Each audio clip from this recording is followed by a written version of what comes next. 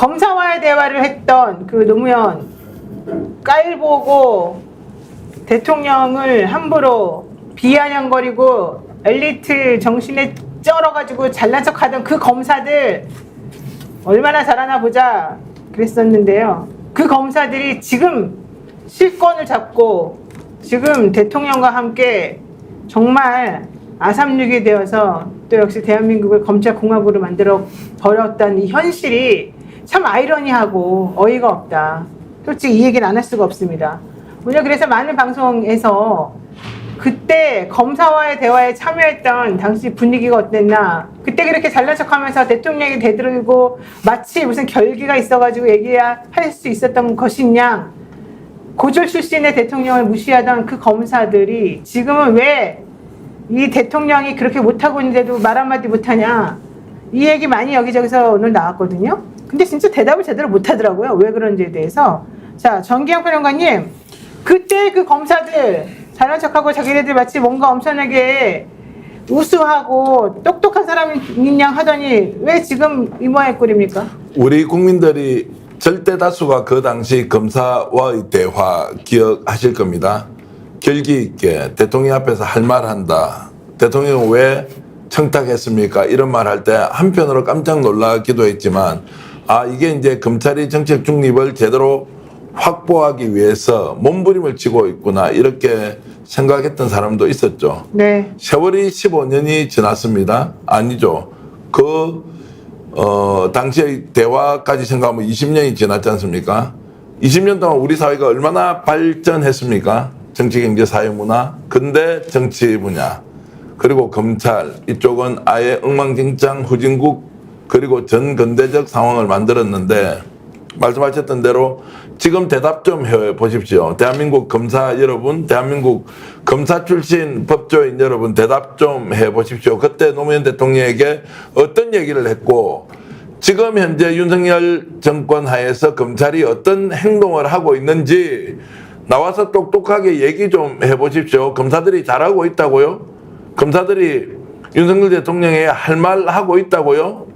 어떻게 하고 있습니까? 여러분들이 지금 국가의 법을, 그리고 국민을 가장 평등하고 가장 정말로 법의 취지에 맞게 이끌어간다는 사람들이 하고 있는 모습 지금 어떻습니까?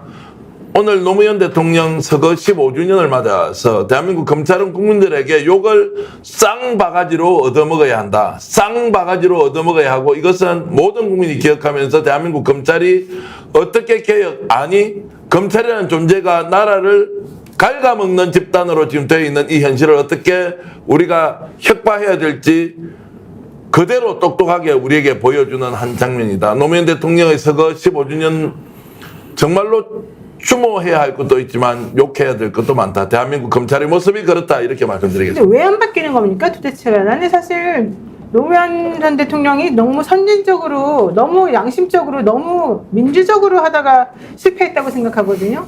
그때 인기가 사실 되게 없었잖아요. 그게 왜 그러냐면 언론하고 타협을 안 해서, 검사들하고 타협을 안 해서, 사실 이제 기득권들이 싸잡아서 이 사람을 무시했기 때문에 그랬단 말이죠. 그리고 너무 다른 사람들보다 한 발만 앞서야 되는데 두 발 앞서가서 선진적으로 본인이 너무 잘하다 보니까 사실은 너무 안타깝게도 너무 깨끗하다 보니까 사실 저는 그렇게 했다고 생각하거든요.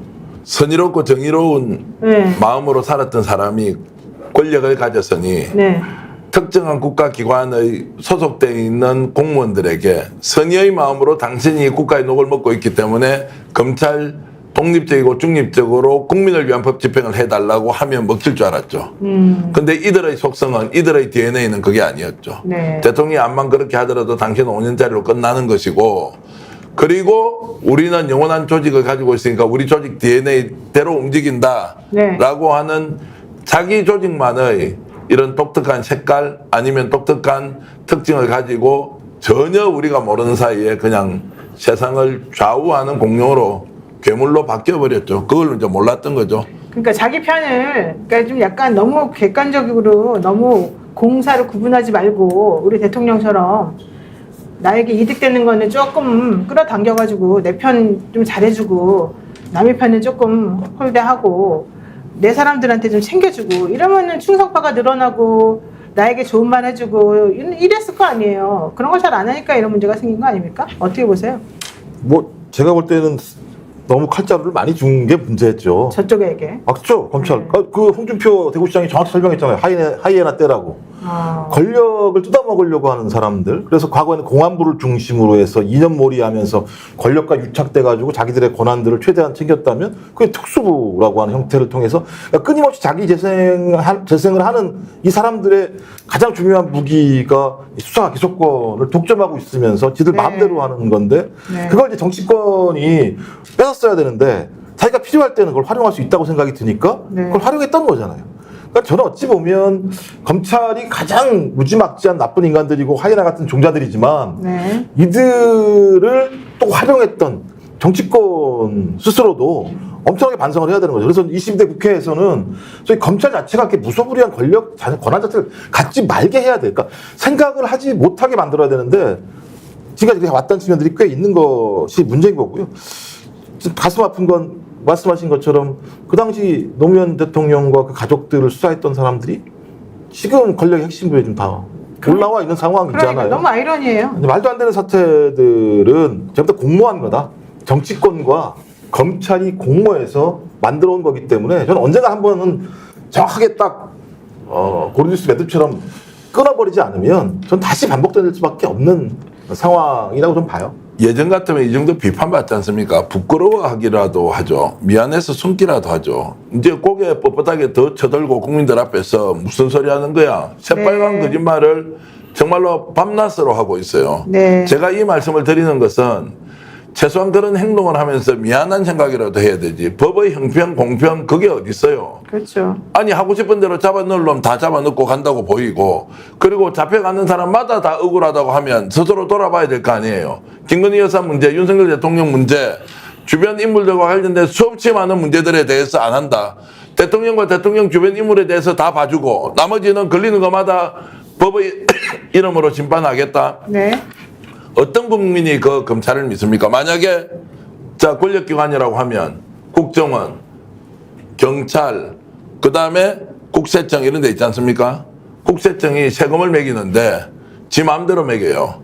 네. 지가 좋은 놈 안 거두고 싫어하는 놈 세금 잔뜩 걷어서 망하게 하고 이렇게 하면 국가가 어떻게 됩니까? 왜 그렇게 하는 국세청도 그렇게 그러면 하면 되고 경찰도 수사를 지 마음대로 편파적으로 다 하면 됩니까? 네. 국가기관에서 수사권을 가지고 권력을 가지고 있으면 그렇게 해도 됩니까? 왜 검찰은 그렇게 하는데 이대로 두고 있냐고요. 왜? 스픽스는 말하는 언론입니다. 대세는 유튜브, 그중에서 스픽스. 좋아요, 댓글, 구독, 알림 설정. 여러분이 저희를 사랑해 주시고 우리가 여러분을 사랑하는 4가지 방법입니다.